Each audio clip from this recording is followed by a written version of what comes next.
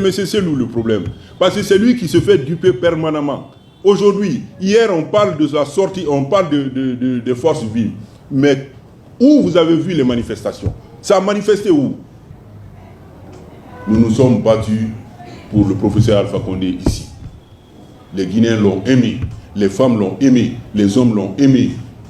Nullement il n'a le droit de demander qu'il y ait une guerre pour que lui il revienne au pouvoir. Mais ce n'est pas étonnant parce que ce qu'on dit sur lui qui n'est pas guinéen, il vient de le montrer. M. Sidya Touré dit qu'il n'a pas de logement en Guinée. Et il se permet même de dire ça à la presse internationale. Alors qu'à la minière, là où on l'a fait sortir, dans le même quartier, il a une autre maison là-bas, là où sa famille est logée. On ne peut même pas compter le nombre de maisons. S'ils ont eu le courage de prendre les biens, c'est-à-dire mobilier de l'État, ce qu'ils ont pris qui n'est pas visible, c'est inestimable. Parce qu'aujourd'hui, nous nous retrouvons avec certaines personnes, malheureusement, qui ne se gênent pas à appeler une insurrection dans notre pays, qui ne se gênent pas à appeler une guerre civile dans notre pays, ce qui est très dommage. Nous nous sommes battus pour le professeur Alpha Condé ici. Les Guinéens l'ont aimé, les femmes l'ont aimé, les hommes l'ont aimé. Nullement il n'a le droit de demander qu'il y ait une guerre pour que lui il revienne au pouvoir.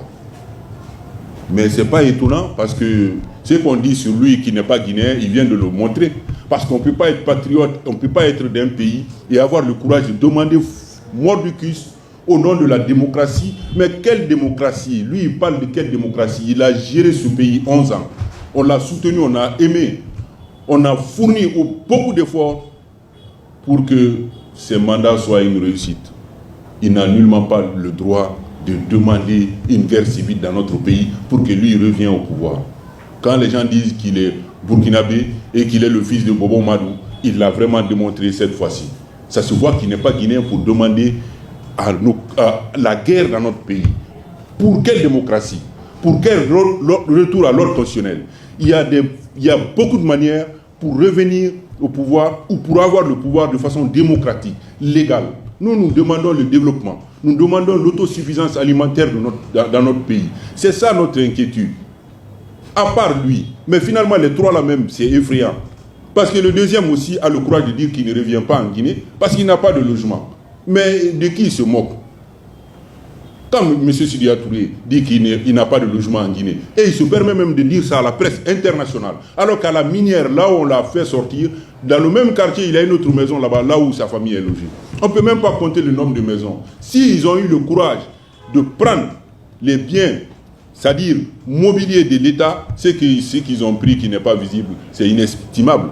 Donc, ce n'est pas une raison d'aller détruire l'image du pays.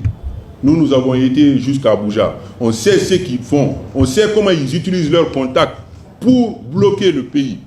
Mais que ça n'empêche, ce pays-là va avancer. C'est clair. Ce pays va avancer. Mais ce n'est pas eux, les deux là, ce n'est pas eux les problèmes. C'est M. Selou le problème. Parce que c'est lui qui se fait duper permanemment. Aujourd'hui, hier, on parle de sa sortie, on parle de forces vives. Mais où vous avez vu les manifestations? Ça a manifesté où? C'est surtout sur l'Arc de Prince. Ils ont dit civil, ils ont dit national, ils ont dit sur tout le territoire. Où est-ce qu'il y a eu manifestation? C'est la base de Selou. Et quand ça tombe, malheureusement, c'est leur faute parce que c'est eux qui demandent. Et quand ils demandent, aucun d'entre eux n'est dehors. On a vu qui est dehors. Manifestation pacifique. Qui était dehors parmi eux? Et pendant ce temps, le président Selou est incapable de rentrer pour faire face à la justice pour un problème que le CNRD n'a pas créé. Le CNRD a trouvé que la vente de l'avion était déjà effectuée. Le CNRD a trouvé que ce dossier était déjà là, au temps Alpha, au temps d'Addis. Il n'a pas affaire au CNRD, il a affaire à la justice guinéenne. S'il veut diriger ce pays, il n'a qu'à rentrer, affronter la justice. De toutes les façons, les trois là sont devenus des vrais problèmes. Pour nous, c'était de l'espoir. Mais apparemment, ils s'unissent pour détruire le pays. Pendant qu'ils avaient les moyens de gouverner, d'aider ce pays, ils ne le font pas. Ils ne s'entendent pas. Maintenant, ils s'entendent pour venir détruire le pays. Ça ne marchera pas. Ça ne marchera pas. Nous allons vivre en paix. Nous allons vivre en paix. L'armée que Alpha Condé demande d'intervenir, mais qu'est-ce que lui il a fait pour cette armée? Aujourd'hui, cette armée Par militaire, ils ont plus de 5 complets. Mais quand même, cette armée aujourd'hui a toutes les qualités de véhicules. Toutes les unités sont dotées. Lui, il va demander à qui, à quelle armée. De quelle armée les républicains il parle pour faire son projet machiavélique. Ça ne marchera plus chez nous. On a compris leur projet. Eux, ils n'ont qu'à rester là-bas. C'est lui qui veut vraiment défendre cette nation, qui revient défendre la nation ici. Ce n'est pas compliqué. En voyant tout ça, on ne peut que soutenir. On ne peut que soutenir le président Mamadi Doumbouya. En voyant tout ça, on ne peut que soutenir. Quand vous prenez le projet de Simandou, le projet de Simandou, certes, c'est un projet qui a toujours été là. Mais nous, les Guinéens, vont profiter à maxi de ce projet, sur tous les plans. Sur le plan agriculture, sur le plan commercial, sur le plan industriel, sur tous les plans. Les 670 km de transferroviaire, ça va nous en profiter à tous. Quand les trucs vont quitter Azérékouri, les alocos et les produits périssables, quand ils vont quitter Azérékouri pour se retrouver à Fourikaria, le transport va être facile et ça va être moins coûteux. À part ça, toutes ces entreprises les entreprises locales qui vont profiter et d'expérience et de ces moyens faramineux qui vont être mis à la disposition de l'État guinéen de ce projet. Mais les gens, la Guinée va changer, c'est clair, c'est une réalité. Quand je vois certains de nos collègues dire que non, on est en train de vendre des illusions, mais c'est de n'importe quoi.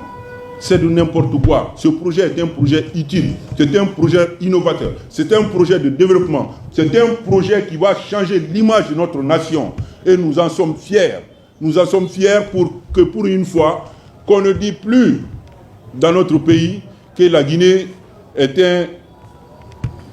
un accident géologique ou est un accident scandale géologique, autant pour moi. Mais cette fois-ci, on va dire que la Guinée est un pays développé, que la Guinée a réussi dans ses projets d'agriculture, que la Guinée a réussi avec ses mines, que le pourcentage de la Guinée bénéficie aux Guinéens.